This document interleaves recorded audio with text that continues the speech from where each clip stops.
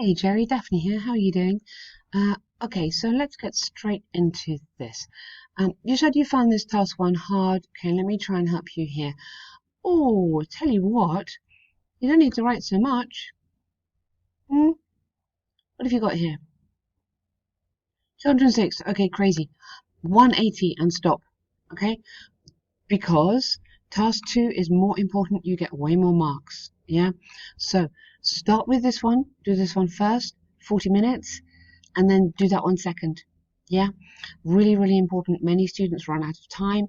Always do the task two first. Okay, so what you have to do here is group. If you read the instructions, which I hope were there, you have to select and report information. Select is a really important word. It means you cannot tell me everything. You haven't got time, and it's really boring for me as well. So select immediately. Take a pencil, look at it, think, okay, that's interesting. They're all the same, and oh, hey, this is quite interesting. They've got no rain, but they've got quite a lot of rain during that quarter there. Okay, look at it here. They've both got low points there, whereas that is quite wet there. Okay, and here you've got a huge leap there. Okay, there is no pattern. Yeah, so you have to select and group. Okay, telling me each country in a row, okay, doesn't work. So many students do this, which you've done, giving me 1, 2, 3. You haven't got time. You really haven't got time, and you cannot score a band 7 like that because you're just kind of listing it. You're not grouping. You're not selecting the information. It's really important. If you feel less confident on the task one, get into the website. Now, I'll try and send you a link, but all the website, there is so much on task ones. We do lots and lots of podcasts on task one, how to get started, how to do it. So just spend a bit of time having a listen to those. So the line chart, yep, illustrates the amount of water it rained. Okay, the amount of rainfall, literally, it's hard to paraphrase, in 3 nations, or the amount of rain, quantity of rain, or the amount it rained.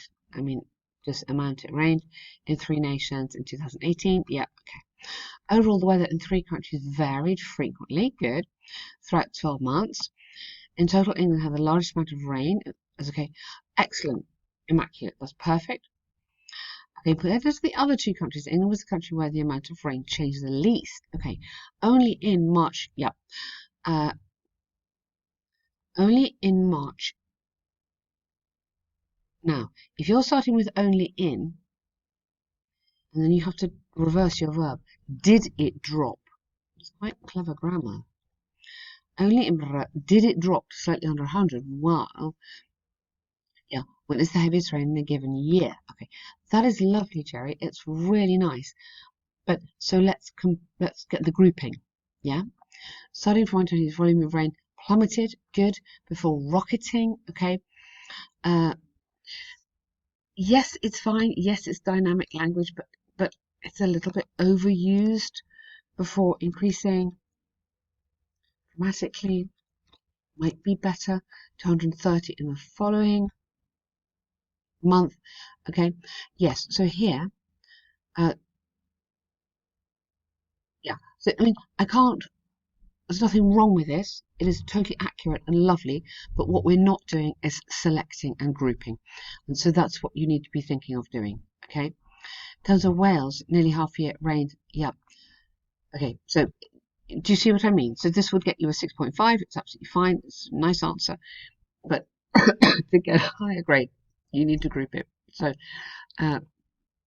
while rainfall in Wales during late summer was at its lowest point, the quantity that fell, or that was registered in England and Scotland, peaked at 120 and 130 millilitres respectively. So I've grouped all 3.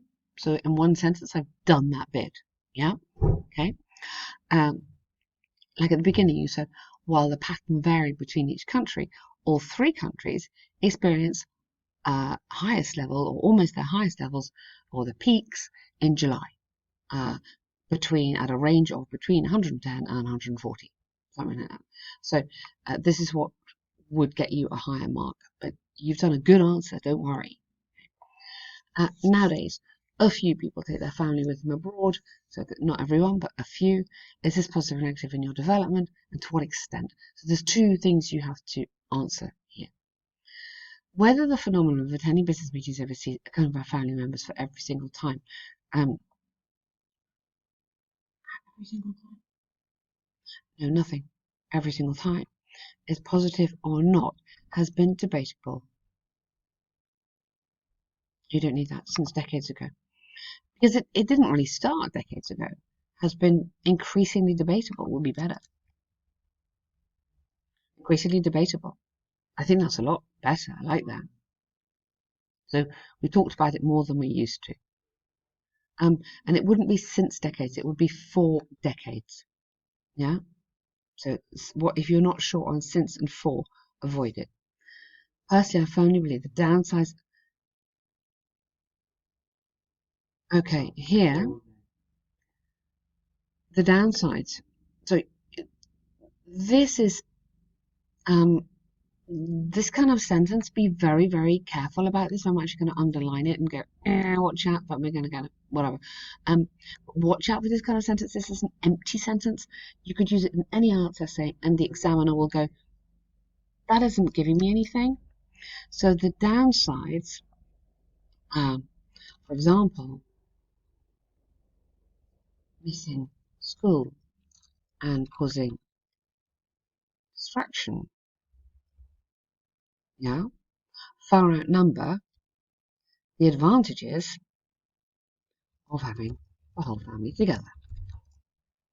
So I'm not kind of giving away my whole essay, but I'm kind of giving the examiner an indication of where I'm going. So use your introduction to get the examiner interested. On one hand, binding. Now we would say bonding, O-N-D, bonding with family members all the time could negatively affect their lives. Whose lives? Whose lives and why? So I'm just going to put in here, who and why. So answer those questions and then that will help you. Central reason is this is twofold. You don't need this. Yes, it's in the template, but you don't need it if you are short of space. Okay? So lives because blah. Firstly, the spouse usually has their own career while children have the commitment to study at school. Okay, just go in here. Affect their lives because. Because firstly. So join it together, that's much better. Being absent from working or school frequently is irresponsible to employees and children. Okay, keep going. Negatively affecting exam grades, attendance, and the chance to make friends or play in sports teams. I mean, something that develop this more, give me more. Moreover, separating from relatives for a while could in turn reinforce a relationship because everyone is personal. Yeah, no, that's true. But let's get it in a more sophisticated language. Could in turn reinforce a relationship because an absence may unintentionally bring a family closer or something like that. So let's upgrade the language here.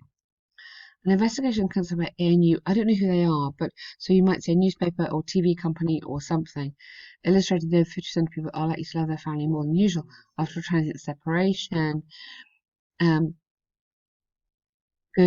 because you hear that it is not always, that it might not always be a wise choice to leave no personal space for the family. Okay. This is fine. It's conclusively clear that let's get a conditional in here. That if or maybe that if children accompany their parents, um, um, parents, risks would be taken. I'm sorry, that's not the best sentence in the whole world, Jerry, but I want to try and get a conditional in here, because we need to get more grammar in this as well. Okay. On the other hand, it is possible that, or it has been suggested that this is useful. Employees' money would be wasted if the whole family were to go. Yep, you've got your conditional coming on here as well. Were to go on business traveling every time. Good. Business traveling together every time. Yeah. Every time. That's a nice sentence. Well done. As the aim of the trip is business, there may not be, don't use that, time for to accompany their family or to entertain, I'd change the word, to entertain their family on sightseeing trips, yeah, on sightseeing trips and distractions. If they spend amount of money on sightseeing and tourism, the employees would be losing money because their salary is paid out for working rather than travelling. Okay, good. Nice conditional in there. That's working well. Okay. If. So don't put they. If a significant amount of money, of time, were to be spent on. So this is just changing your grammar slightly rather than having they, which doesn't really look very academic. This is more academic writing. Employees will be losing money because the salary would be paid out. So make sure this conditional works correctly. As a result, many companies have now taken to restricting travel time and budget. 61% of people tended to go on a business trip on their own because they did not have time to take care of their family. Good. Family while there. Or instead of take care of, we could have prioritize. So,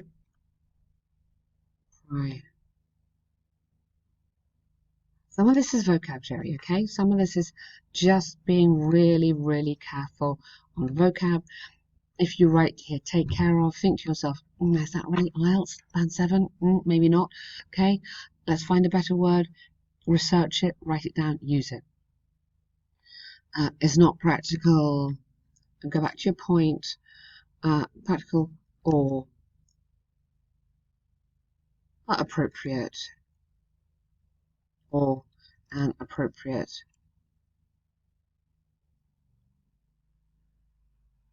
use of company budgets. And make sure you just finish that whole idea. That's good. Clearly be seen. So, back to the question, what extent do you support it? And your opinion. It's an opinion essay. Give me your opinion again, or you cannot score highly on the task achievement. Okay. So I believe that the opinion, always travelling. So, but careful here, because the question was never always, that even occasionally travelling with business intention together with the family is not feasible. The commitments on employees set. Good, nice, in my opinion. Okay, so forget this because this is what we said before about being an empty sentence. You don't need it. So to conclude, in my opinion, yeah, okay, and it says to what extent. That means you have to say I firmly believe. Yeah, that is very important. Where are we? To what extent do you support this? And I firmly believe that. Yeah, you need to get that in there. And then that can help you on your task achievement. Okay, so there's a lot of good stuff in here, Jerry.